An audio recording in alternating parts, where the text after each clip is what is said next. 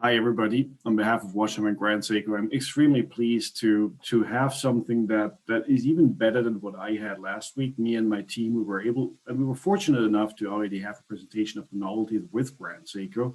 But today we have probably the best person on earth to take you through the novelties and actually provide much more insights than we had last week. Because honestly, and that's one of the downsides of the pandemic, is we didn't get to touch the watches. And Joe was fortunate enough to already have some of them in real life. So I'm a bit jealous because what we have seen is promising to be yet another fantastic, or from a collector's point of view, very tempting year when it comes to Grand Seiko. And I'm extremely excited to get a closer view on what's been released in the first couple of weeks or months of this year. And I am so happy to have you all with us. And I see a lot of familiar faces, which is always very nice to have you back, at least virtually. So that's a good thing. As Minda said, use the chat. We'll try to answer as many questions as possible. At the same time, we want to go through most of the novelties, cover most of the topics. So we can promise to go through all of the questions. We'll try. I will try to maybe answer some of them just in the chat, maybe not publicly, but for everyone to see. So we'll just go through that and see how it goes.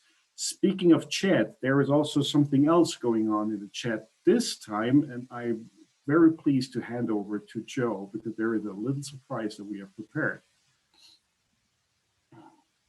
Thank you, Roger. Great to see everyone. It's been a while, so I think October since we last did an event, Grand Seiko and WatchTime together. So we're really excited to be back on the broadcast, right? Well, to get started, we're gonna go over the 2021 introductions. Our introductions are very cool. I'm sure you've already seen some of the press releases and all the great content WatchTime has put out. We're really excited about them. So we'll give you just a brief introduction to those, and we'll try and make as much space for Q&A as possible. But we're gonna play a little game tonight, just so it's not so boring. Woohoo! What's on my wrist? That's going to be the question, and it's a little bit more challenging than that.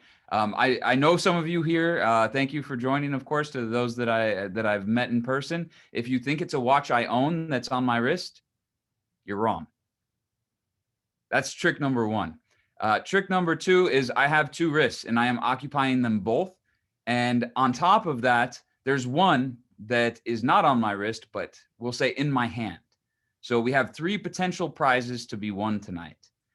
These prizes, and I'll apologize if you don't get to see it very clearly, are going to come in this lovely, it's getting washed out here, this lovely Grand Seiko box, a very large box. It's so big you can't see it. It blends in with the trees behind me. But in the box, to give you some clues, we're going to have a nice carbon fiber Grand Seiko pen, a lapel pin, a notebook, some very cool and very rare slippers. So we're very excited to give away three of these tonight. I wish I had one. Can you talk a bit longer about the prizes? I'm trying to set up a second account to still be eligible to participate. So we want to give away as many of these as we can, but I've only got so many wrists and hands, so we'll stick with three. That's the game plan for tonight. There might be clues throughout the presentation to what I'm wearing. We hope that people can guess. I hope you were paying attention to my wrist when we did the wrist check, because I may have given you a glimpse of what I'm wearing. So Joe, can you just reiterate what they have to do to enter? Of course. So what you're going to want to do is enter into the chat what you think is on my wrist. And to give you a couple of clues to start, they're not all the same metal. So we have various materials. And there's three different watches. There's one on each wrist and one in your hand, right? Correct. So there's three different watches, two on my wrist, one in my hand. Each has three different metals. Two of three are limited edition. I'll give you those clues to start. And as we go through the presentation, hopefully you pick up some subtle nods, but as we get near the end, if we still don't have any correct guesses, I'll start bidding in some more clues. But whoever's the first to guess it correctly will win the prize. So, and I'm seeing a lot in the chat. So they have to guess all three in the same guess to win. Per watch. So as long as you guess one right, Okay. Okay. you'll win one of the prizes. So if you have it first. So if someone guesses the watch on my left wrist first, that one's out of the running, right? So someone else would have to guess the next one on my right wrist, and then someone else would have to guess the correct one. So first for all three, and we'll be giving away 3 prizes no matter what tonight.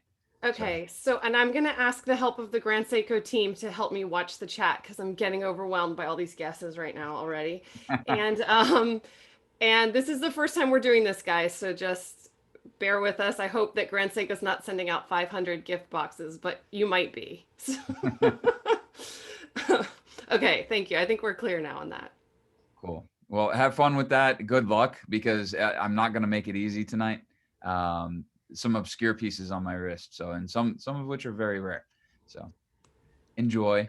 But without further ado, we'll get started on the new introductions. So one of the watches we just introduced is inspired by what you see behind me. And in the forest surrounding our Shizukuishi watch studio in northern Japan, there is a beautiful tree known as the white birch, also known as shirkaba in Japanese. So this is the influence for this new dial pattern that is our first time that we've done this. And the reception has just been absolutely amazing. These are just now landing in stores in small allocation. But really, I mean, it's just the feedback has been phenomenal. So we're really excited about this. I can't wait to get one on my wrist. I may or may not have one on my wrist tonight. I don't know, but I do know, but I can't tell you. So keep that in mind. But the case design we introduced last year, and we started with a limited edition of only 100 pieces, SLGH002 in 18 karat yellow gold. We then later introduced stainless steel, and people were so excited because this has our new revolutionary caliber in it. And the first introduction in stainless steel was SLGH003, but we only made 1,000 pieces for the world. Well, this white birch model is going to carry this same Series 9 design and is going to be continuing production. So we're really excited about that. So I mentioned the 9S A5 caliber, which we introduced last year for the 60th anniversary of Grand Seiko. And it's really incredible, something very unique to Grand Seiko. And we've designed over the course of a 9-year period, we developed a new escapement we call the dual impulse escapement, which is unique to Grand Seiko. We have developed our multi-patented own version or own take on a free sprung balance. We call the Grand Seiko free sprung balance with our own overcoil as well, that we developed after 80,000 different simulations to determine the shape. So very excited about this new caliber. Obviously very beautiful, and also subtly pays tribute to our Shizukuishi watch studio. And we just got a question from AJ, and I would assume it's about the dial and not the background of the presentation, how it's made, because I would assume the embossed is referring to how the dial is made. Yeah, that's exactly right. So embossing, or we call press patterning. Press patterning is what we do, like our famed snowflake model, is just basically applying a couple hundred tons of pressure to a metal dial base. So this is how we achieve the pattern. From there, and in this instance, we're going to be either like galvanizing or electroplating as the way we form the white color for the dial. So it's the same type of process as the snowflake, but you'll notice that the texture is a lot more prominent. And actually, the dial is closer to the sapphire crystal than you would find on other models of Grand Seiko, which helps give it a much more, prominent look, but also a very unique depth. So very good question. And I do get that one frequently on a lot of our dials. And now I'm really jealous because Bernie just posted to everyone that he got his white birch yesterday in Toronto. So they got 3, and he already has one. So darn. Congratulations, heartfelt. Enjoy the watch. It looks amazing. Oh yeah, I mean, we're hearing feedback from our authorized dealers and boutiques, across the U.S. and everyone's selling through them instantly, and it's really just an amazing reception, and we're really really excited and proud of this. So if I know a lot of people had them on pre-order too and are waiting, so be patient, more will come. But this one's going to be $9,100, and like I said, is just becoming available to stores now in limited allocation, but we'll keep supplying as our Shizuku-ishi studio allows. So as soon as they send product, we get it right out. All right. So we also this year introduced this new Series 9 design, paying tribute to 140 years since the founding of our company, formerly known as Kei Hattori and Company, now known as Seiko Watch Corporation in Japan. We've taken the Series 9 design and implemented a Platinum 950 case for the first time. So last year we had an 18 karat yellow gold case, which is very difficult to Zaratsu polish. The SLGH002 I mentioned earlier. Platinum 950 is even far more difficult to work with than the gold, especially with all the flat surfaces and sharp beveled edges on this case. So we had to actually implement new iterations of Zaratsu polishing specific for the Platinum 950. The dial is inspired by the annual growth rings you would find in a tree, and more specifically inspired by cedar trees in the Shizuku-ishi area.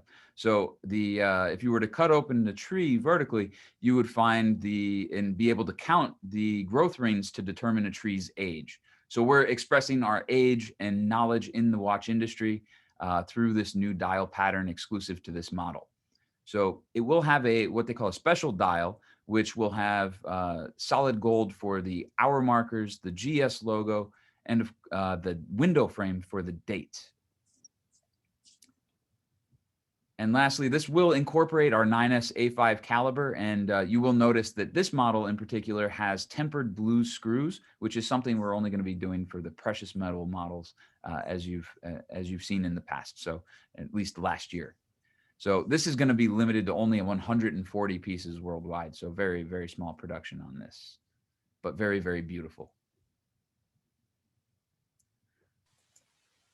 So for me, looking at these two pieces, I mean, we both see a new design for the hour end and also the applied indexes, which are a little bit different than what we used to have been seen in the past. And I think that people were really excited about seeing this new direction. Is that something that we might be seeing more often in the future, or is it more exclusive to these two models?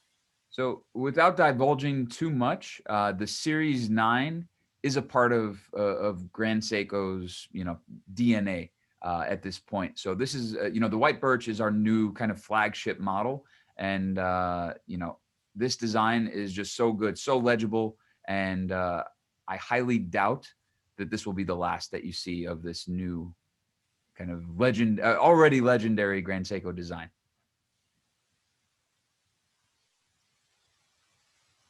So moving on to the production, we have 140 pieces, as I mentioned, and this is going to be available at Grand Seiko boutiques as well as our Grand Seiko salon dealers.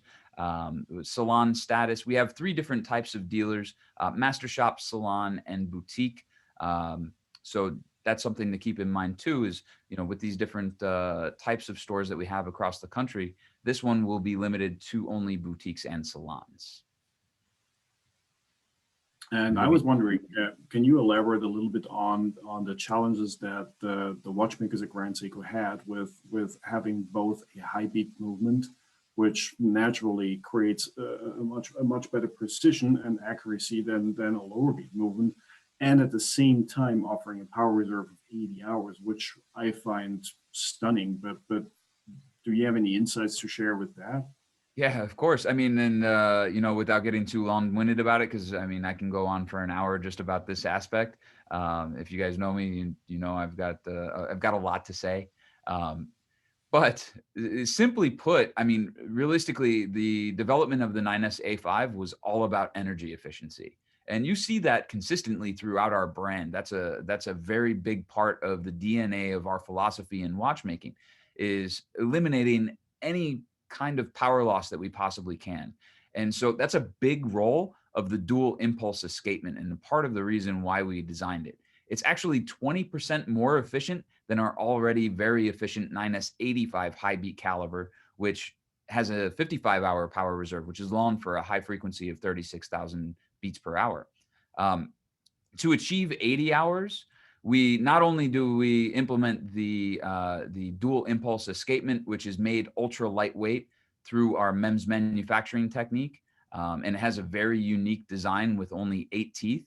But on top of that, we also utilize 2 twin barrels, we call them, and with long, thin mainsprings to achieve this 80-hour power reserve. And what's kind of unique about it is that they both wind up and unwind simultaneously. They're not sequential. So this is, this is helping us achieve this long duration and also high torque necessary to run at 36,000 beats per hour. And we had a question from Jessica asking if the hour hands is stepped, or is there an indentation down at the center? And I think you see the piece in reality. I would assume they're flat. So I mean, obviously they're faceted and angled around all edges, but the seam that you see down the middle of the hour hand is actually a granular texture that's elevated above the surface of the rest of the hour hand. So a very nice touch that adds a little bit of contrast, helping again improve that visibility. So, and these hour, minute, and hands, as well as the hour markers, have all been completely redesigned in the attempted goal to vastly improve legibility, even without luminous paint, very easy to read in low light settings. So that's the ultimate goal. And I think they've done an amazing job with that. Thank you for that explanation. Pleasure. All right, so you may have seen this. Last year, Grand Seiko introduced its very first jewelry watch. And typically, there's this brand in Japan exclusively called Curator. And you hear about them here, but they're not officially distributed or marketed outside of Japan. And in Curator is a lot of jewelry pieces, right? A lot of diamonds and especially in the women's assortment that they have there. It's just really phenomenal handcrafted work. And our jewelry studio in the Shinshu region of central Japan, they have all these wonderful Curator models that they've been creating throughout the years. However, last year was the first time they had ever worked on Grand Seiko, and they collaborated with our micro artist studio in the Spring Drive 8-day power reserve to create Grand Seiko's very first jewelry watch. Now, the limited edition from last year was of 10 pieces and utilized diamonds and sapphires to create what is our take on a jewelry model, also emphasizing legibility and beauty, which are 2 of the main attributes of Grand Seiko's DNA or philosophy in watchmaking. So for this particular model, we were inspired by a nearby pond called Mishaka Pond, which has actually been depicted in famous Japanese pieces of art for this mirror-like quality that the pond has, reflecting the beautiful green forest around it. So for this particular model, we utilized 97 diamonds and 24 green garnets and a deep green mother of pearl for the centerpiece of the dial to create this Grand Seiko iteration of a jewelry watch. And the diamond setting is actually done in a unique formation, which combines both Eastern and Western methods of stone setting in this unique setting process that our jewelry studio has developed in order to set the stones in the white gold base.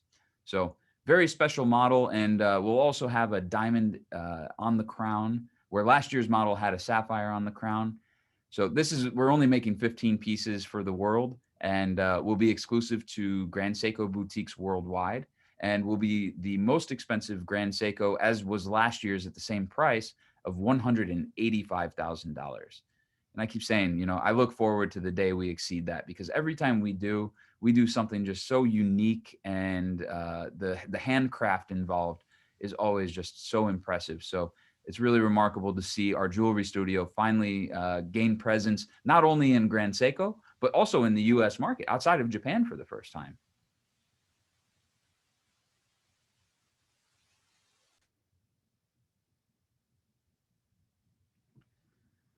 So we've also introduced a chronograph to celebrate the 140th anniversary of the founding of our company. And this is going to be very similar to the chronographs that you see in our current collection. However, we have changed the bezel design. So now the bezel has a full ceramic bezel with tachymeter scale, and the base is 18 karat gold and multifaceted, and of course, Zeratz polished. So the Zeratz polishing for these flat surfaces and these really sharp angles becomes increasingly more difficult. But the softer the materials, such as gold, which is much softer than steel, increases the difficulty as well. So there's a lot of craftsmanship and labor of love incorporated into this unique design of a bezel. Now we've also reduced the pusher size. So the locking mechanism has been removed when compared to our current chronographs in our core lineup. In order to reduce the size, but also without compromising its 100-meter water resistance. So here it is in the metal. Since we can't put it in your hands, we wanted to try and at least incorporate some live photos of our, keep in mind, these are prototypes, of course, but since the product has not been released yet. So we have seen the gold background in the first image. Is there like a story to the watch, the special inspiration, or is this really just the performance-driven two-tone chronograph everyone has been waiting for? Yeah, I mean, realistically, that is it. You know, the gold and black is more or less the color scheme you're going to see for the 140th anniversary. Obviously, the platinum model does not have that color scheme, but black is a part of the color scheme for the annual growth rings model. But the black and gold is something that we do on very special anniversaries. You may recall 10 years ago, we also had black and gold on the 130th anniversary of the founding of the company. So this is something that seems to appear once per decade for us. Yep, and it looks really good, especially with the faceted bezel, which we haven't seen before. Correct.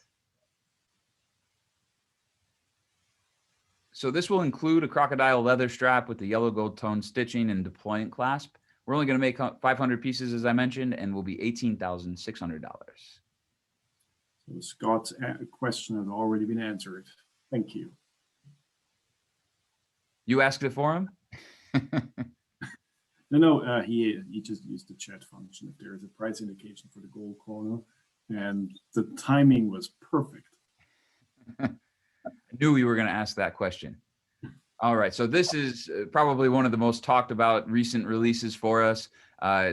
Everyone may recall back in 2019, we launched a special series exclusive to the US market, celebrating the 24 seasons or 24 phases of seasons in Japan, known as the 24 Seki.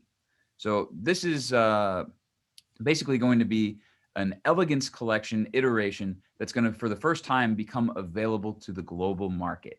So we're really excited about this.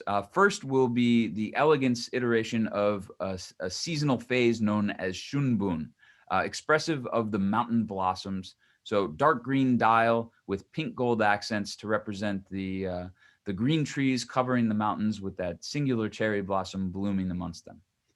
So the dial pattern may look very similar to the Kirizuri watch that we did for the US market back in 2018 as a limited edition. This is, however, made in a different studio. So it's a completely different dial, just a similar, very fine linen style or almost like a rice paper pattern. So this is going to be in dark green and will have more of a matte finish than you would have seen on the Kirizuri of the past. Now for summer, because everyone loves summer, we have the Shosho. Now this phase of season is the start of midsummer and is expressive of the warm southern wind blowing across the water. So this particular model, we're actually using the same dial base mold that we use for the white birch, but turned in a horizontal orientation and with different finishing techniques applied to create this kind of silvery blue color. Beautifully done and certainly one of the most talked about pieces in the collection thus far. So we're very excited to get this kind of classic design with this dark green and light blue color combination out to market. These are both going to feature our high beat 36,000 9S86 caliber with GMT, and we'll start. These will be 6,800, and start to become available around May. So most of the models that you've seen are going to be around the May timeframe, with the exception of the white birch coming available now.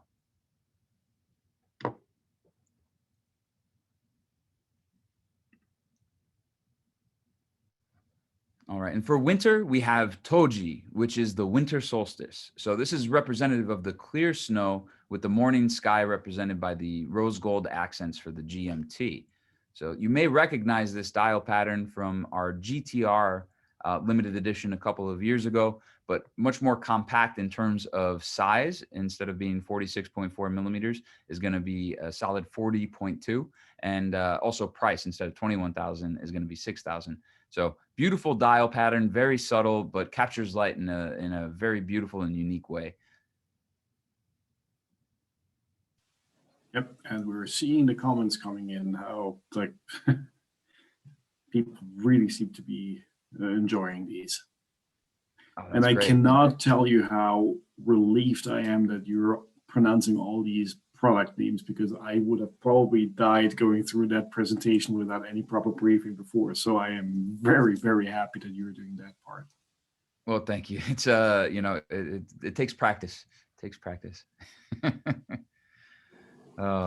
So for autumn, we have Conroe, and Conroe is the autumn season of cold dewdrops. And for this particular model, we're inspired by the moonlit nights. So you may recognize this dial pattern up close. It's very hard to photograph, by the way. So this is a real life photo of a prototype that is expressing this dial pattern, which you will also see in our 62GS Heritage Collection model, the Shunbun SPGA 413, or our Taisetsu 415, SPGA 415. So if you like the spring and the winter in our Heritage Collection back from 2019, this is the same dial pattern, but in a black finish. And when you get it in bright light, you'll notice in this kind of 4 or 5 o'clock area, there's a subtle gold undertone.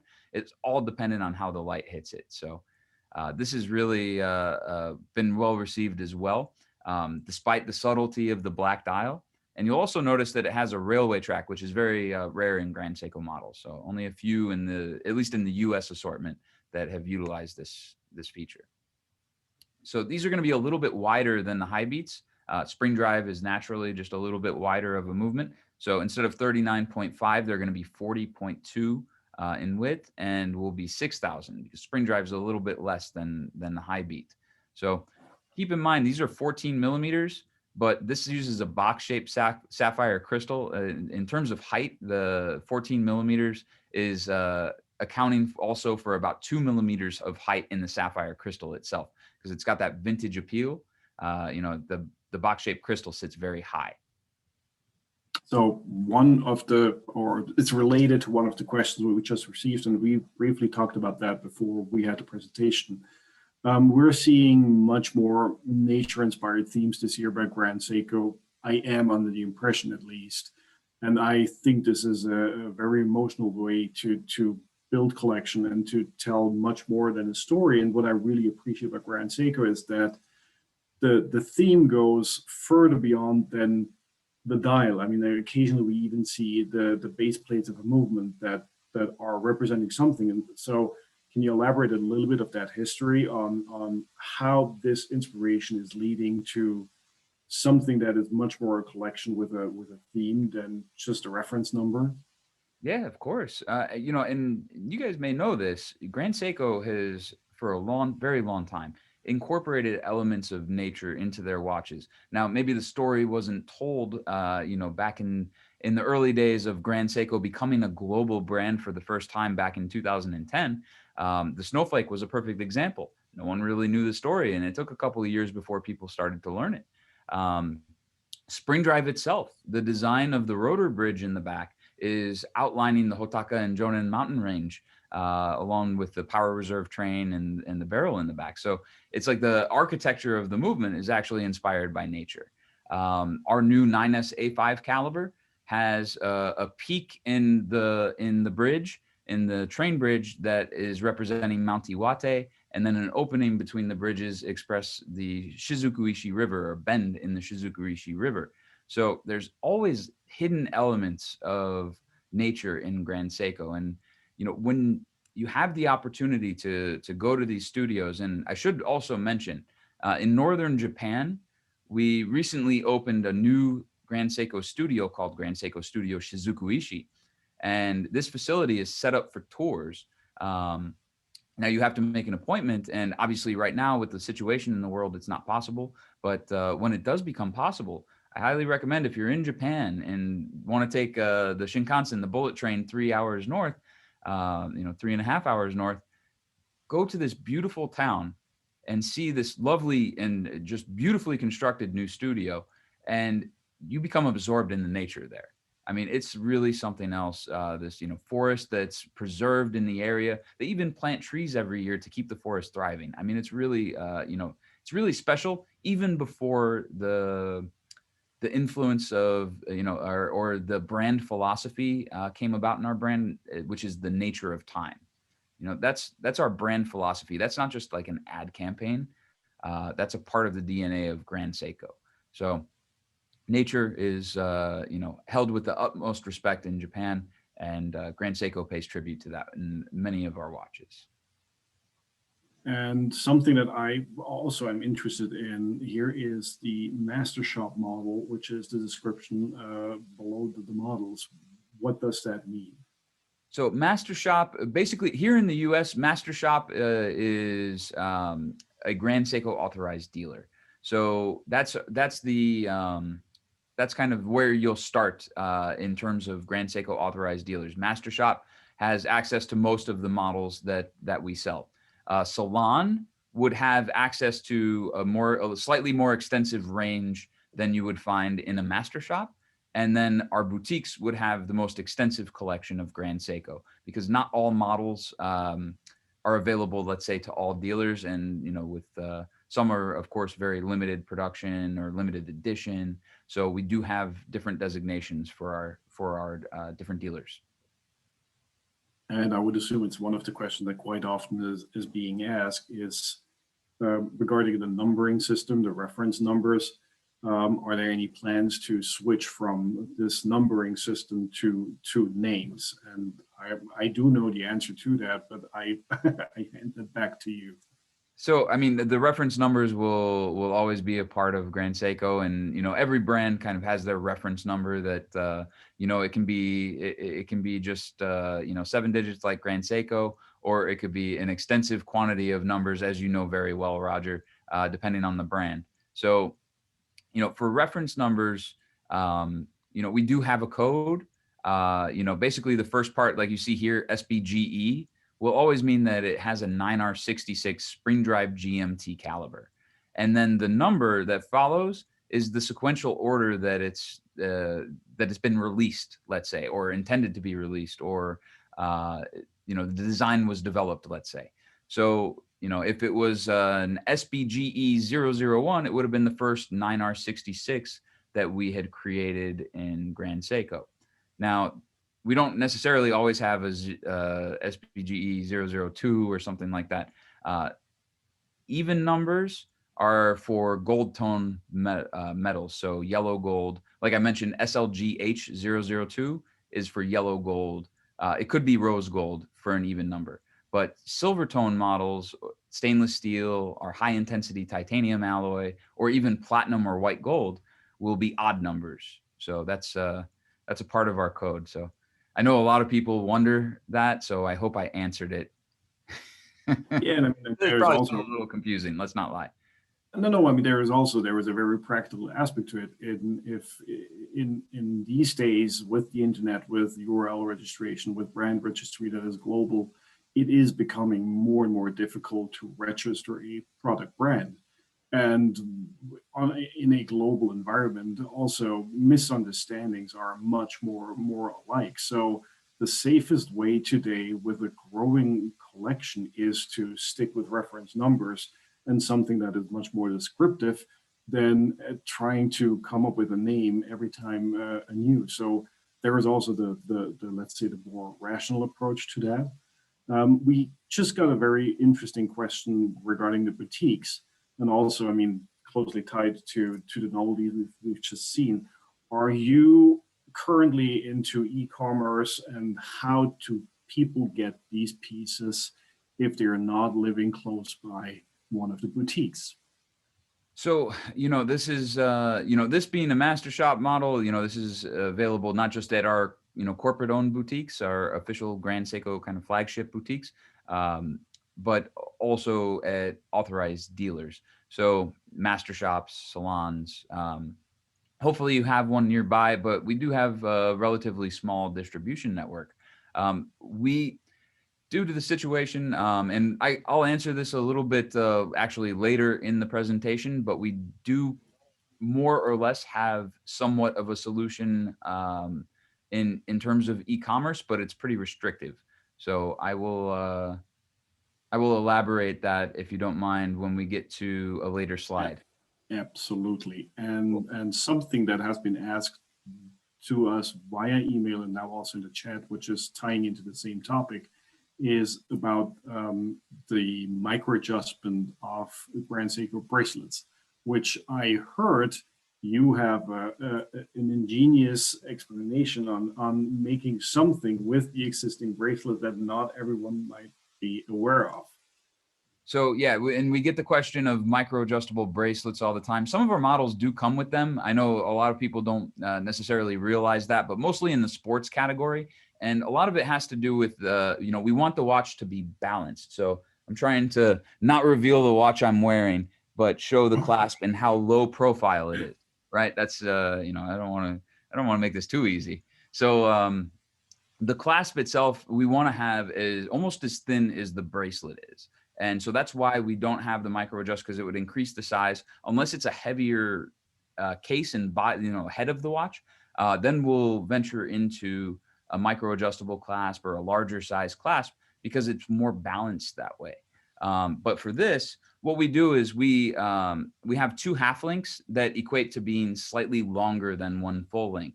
So if you take out two links and the watch is too loose, and then you try taking out a half link and it's too tight, try one full link and two half links, and then you should have the perfect fit, and you hopefully don't need to readjust.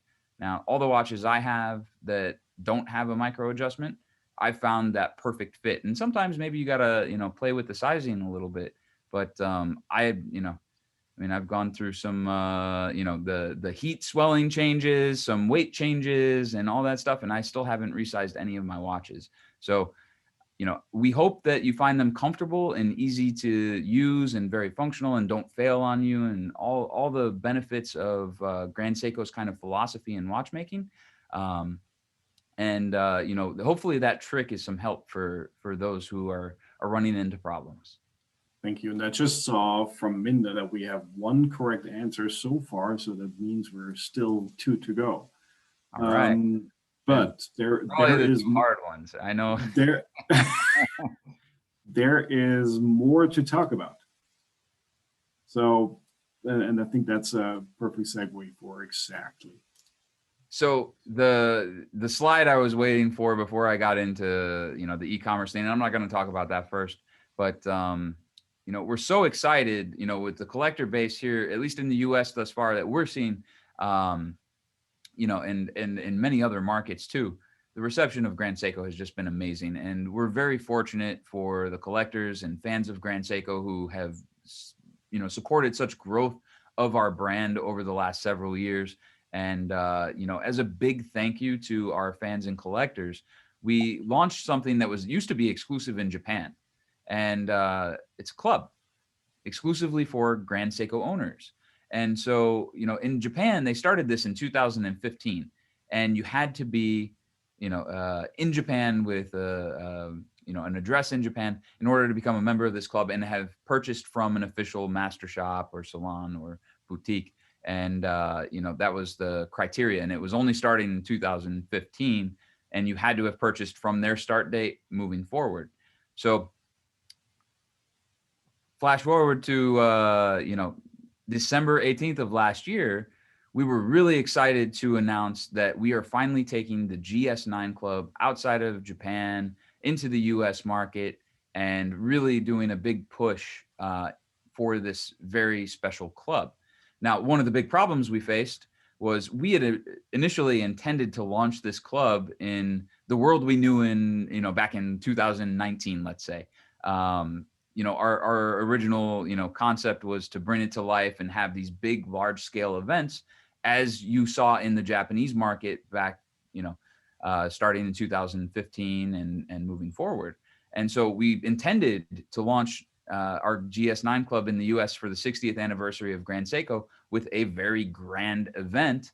And, unfortunately, COVID hit and we had to shift gears. We had to change our plans. So what we did is we took GS9 Club and we took all kind of the best parts of it, like having these great events. We turned to digital events, of course, as you guys have and as the world has. GS9 Club in Japan has a great magazine that they issue exclusive to members. We've launched our digital magazine.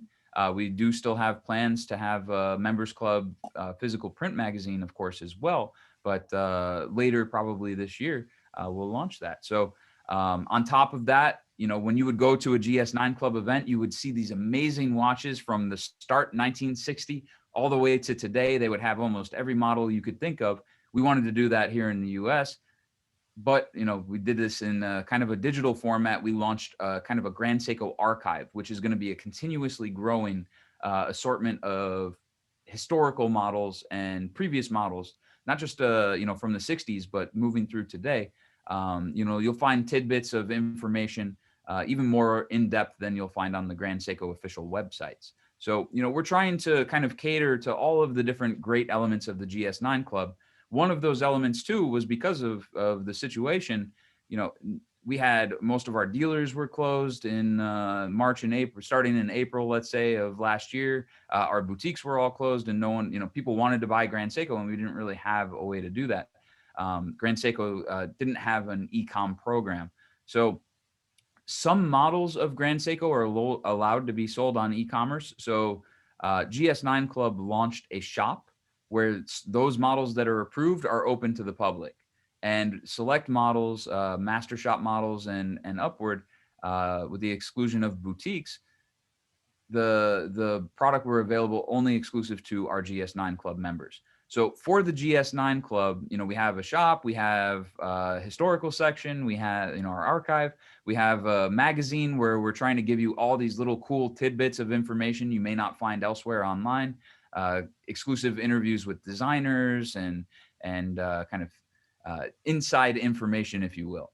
And so, some of the content is available exclusive to members, but a lot of it is open to the public too. So, we just encourage people to, to dig deeper into Grand Seiko, because it's a never-ending rabbit hole, as I'm sure many of you already know. And, we wanted to say thank you to our fans and collectors by launching this club. Part of this too is we will go back to in-person events. We will, be able to start handing out GS9 Club exclusive, gear and swag and gift items. So we're really excited to do that, because that's one of the coolest parts of the club is going to be the gift items. So we have a lot of great plans also moving ahead in the future for GS9 Club that I can't tell you about yet. So, but I have two questions on that. First of all, please stop me. What about plans with Canada? And what if I sell my watch? Am I being kicked out of the club? So, realistically, we can't determine that. Canada, unfortunately, this GS9 Club is only for the US market. So we can, you have to provide proof of purchase, and the purchase has to be done from when Grand Seiko became an independent brand in 2017. So March 23rd, 2017 forward, to become a member of the club. And then from there, you can register vintage watches or pre-owned watches or whatever you want into the club, and that's no problem. But you have to have one kind of modern era Grand Seiko from an authorized retailer, master shop, salon, or boutique in the US market. So that's the criteria to become a member. Now, outside markets such as Canada, and unfortunately, we're not responsible for the entire Americas, so we cannot validate these purchases, and we have to go through and we have to validate every single purchase of every member. Now exceeding 1,000 members in the US, we're very excited about. So, unfortunately, we can't do that now. We do hope to see the GS9 Club continue to expand. And, we're greatly looking forward to that day. So in the meantime, bear with us, but don't think we've forgot about you. And in the same area is also your retail network, which has been expanding nicely last year. And I think you have some exciting news in that too. So yeah, I mean, we don't increase a lot of doors. So we still have a relatively small network of authorized master shops and salons and boutiques, as you know. But what was great is last year we were able to go in. We've had our Beverly Hills Grand Seiko flagship boutique for the U.S. That was opened in 2017 when we became an independent brand. But we had two Seiko boutiques, one in New York and one in Miami. And last year, those were completely renovated and made official Grand Seiko boutiques in order to expand their collections and increase the quality of the experience in these two boutiques. So now in New York on Madison Avenue and in Miami Design District, we have standalone, Grand Seiko boutiques with a very extensive assortment of Grand Seiko. A lot of models that, limited editions and models exclusive to the Japanese market. So, a wide array, let's say, of GS. And I've just heard from Minda that we have 3 winners. So finally they have guessed. No way. We do. Oh, that's amazing. I can't believe people guessed this. I want to hear about this. Let's move forward. Okay. Do you want me to announce them? Let's go. Okay, so the first one, can you announce what it is? And I will announce the winner's name. Well, is that how you want me to do it? Yeah, that probably. Yeah, that's the show the first watch, and I'll tell you. We need a watch reveal. We'll go and in price order, okay? We'll go in price order. All right, so you had to have guessed that I was wearing one of the novelties that we just introduced. Actually, Joe, can you stop your screen share so they can see you larger? Yeah, of course. I don't know why they want to. I'll put the watch in the picture, but I'll move back and we'll put the watch in. All right, you guys ready? Yes. First is, sorry, it's blending in with the background there. The Shosho. So SBGJ 249. Not out yet, but I have a running one on my wrist, just special for this grand event tonight. And it's really stunning. So who's the lucky winner? The winner, the first person that guessed the Shosho was Billy Woods.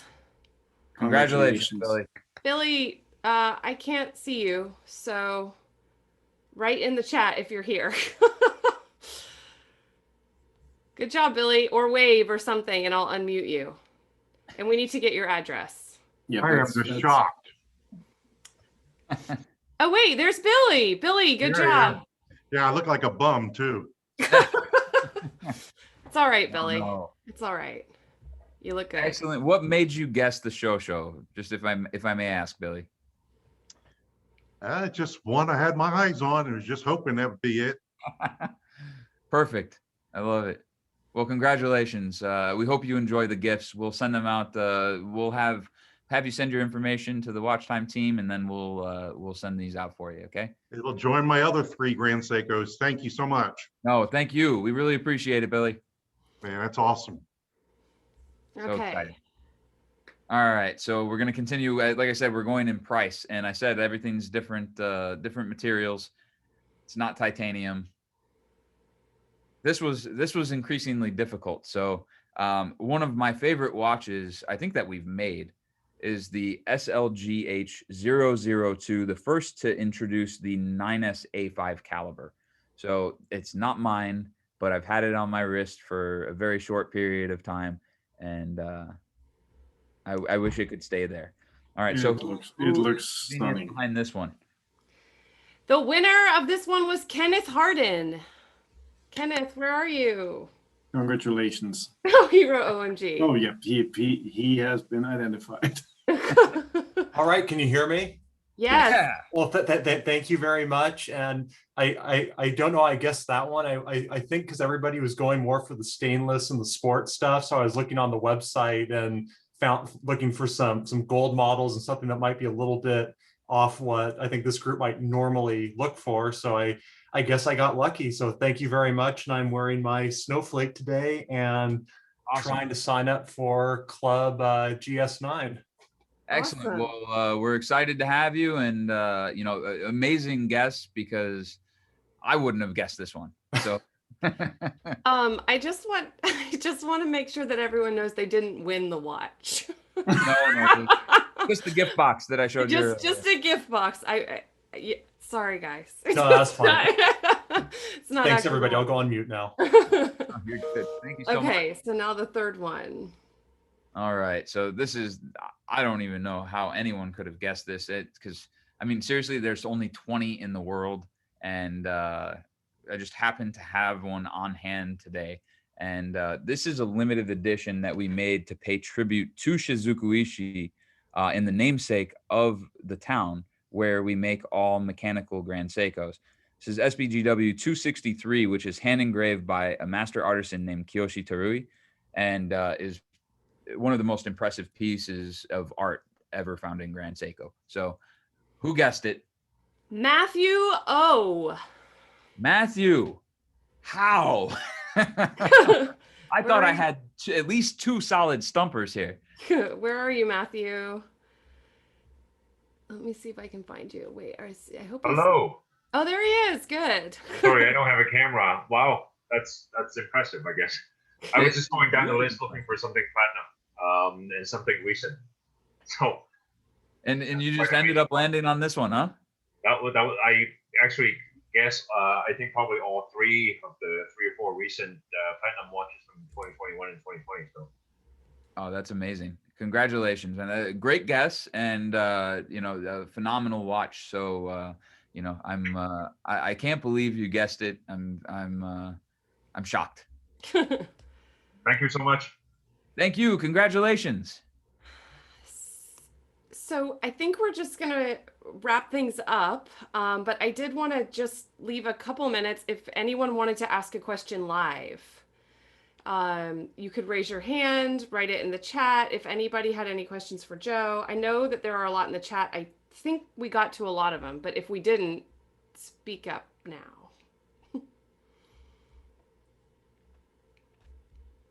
I think I saw one question regarding JDM models, which is Japanese domestic market, if that is something that's continuing in the future.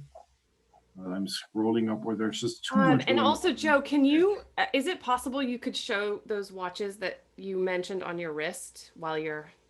Yeah, what I'll do is They're asking for a Shoshu wrist shot, and I know the last one they'd like to see. Yes. All right, so I took them off to show to the camera, but there's the Shoshu. Should I pull up pictures in presenter mode, or do you think that would be better? I think it works. I think they like it in real, yeah.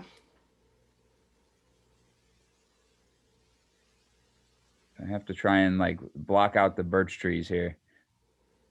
Okay.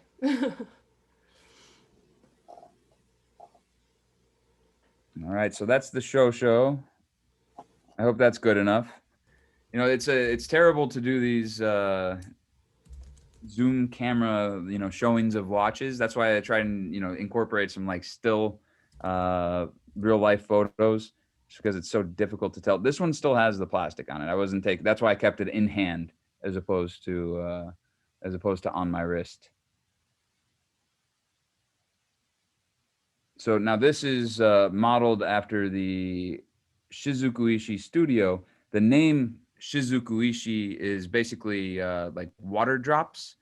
So Shizuku means kind of like water drops, and ishi means stone. And so the characters for the numerals are essentially like to mimic little water droplets splashing on stone. And then across the hands, they're hand engraved to have almost like a little droplet effect, all hand engraved on the hands as well. So This is a very special model. Like I said, you got to love Shizukuishi. It's a beautiful town, and this is an amazing nod to that.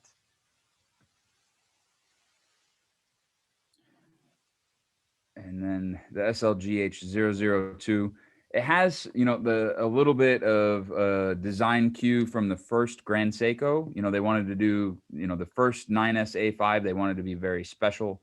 And as a nod to the first Grand Seiko, they did in gold with the brown strap and, this radial finish dial. So that's why this design was chosen for this first generation of this, revolution caliber for Grand Seiko. Actually, interesting fact, the kind of internal code for this. I'm sorry, I'm getting an echo here. But the internal code for this caliber they were calling Project Revolution. So that's this is about the Grand Seiko Revolution for the 60th anniversary. So very special watch in the very first Series 9 design. So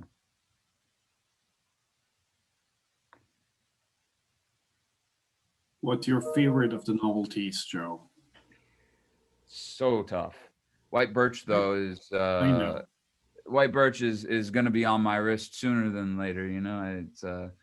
It's going to be tough because our production capacity is not huge for it. So you're going to see these come in and be sold out right away, and the demand is very high even at the start. So it's really taken off remarkably for us, and I hope that I can get one very soon. But customers come first, so that's most important. So I just saw actually a question pop in for the GS9 Club from Carrie here. Will the boutiques have records of purchase? Yes, they do. And even, especially for boutiques, because they're corporate owned, it's even a little bit easier for us. So you can even send an inquiry into GS9 or submit, your registration to GS9, and we can validate the purchase through the boutiques directly. So it's much easier for us to do that, than if it were a retail partner, because sometimes, there may be some delays with that, but we can usually validate that very quickly.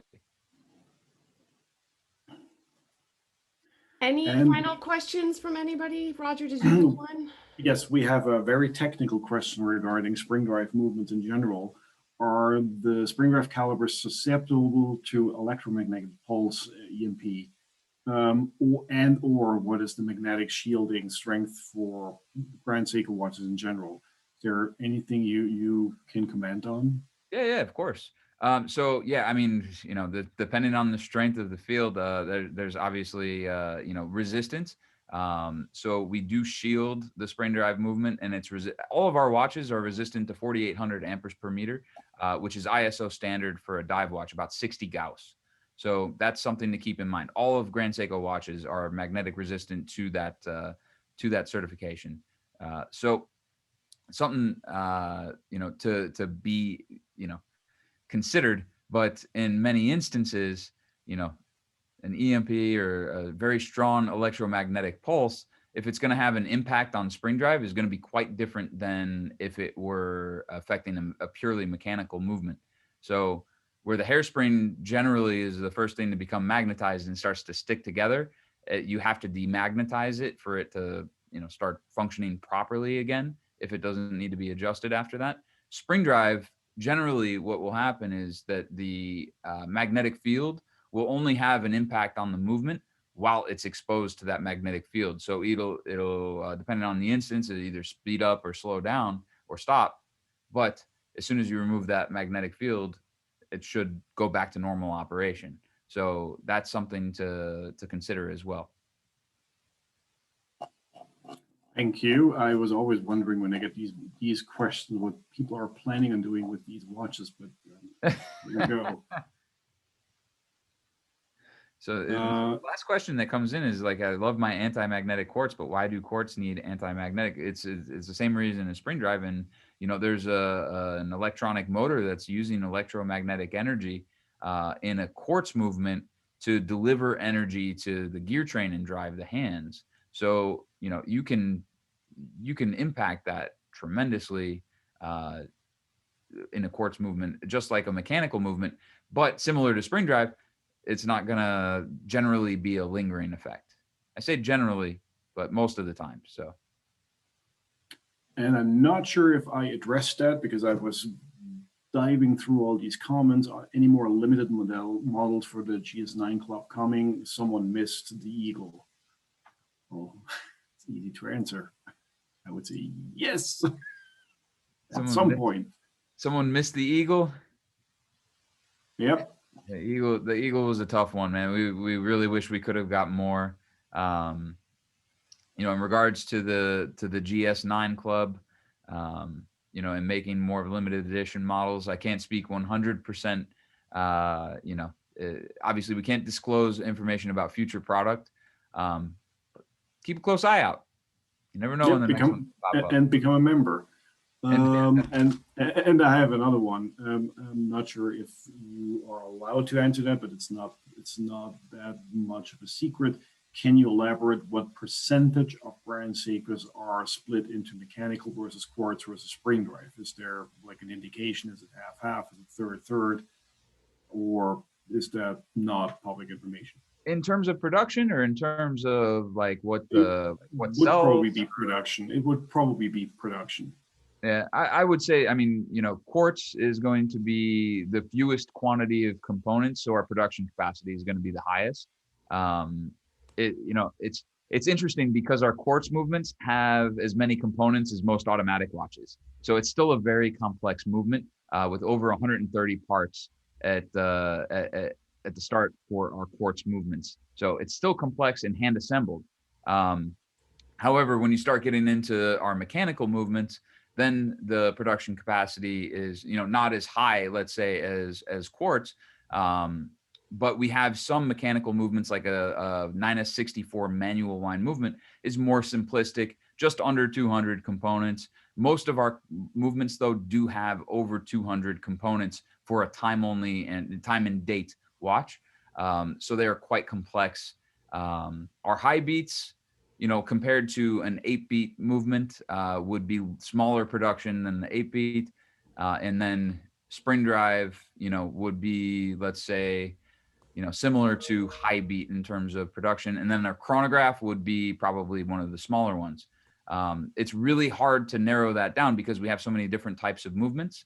But you know, and then we have like spring drive, we have ones made in our Shinshu watch studio, which, you know, the capacity is a little bit higher than our micro artist studio, which is making, you know, only tens of watches annually. So there's some big discrepancies between those numbers depending on what type of caliber you're talking about. But yeah, I mean, from a production standpoint, you'd be talking about quartz would be the highest capability. And here I was thinking this was an easy one. I think looking at the clock, Minda, you're my remote control. I think that it's time to say goodbye to everyone.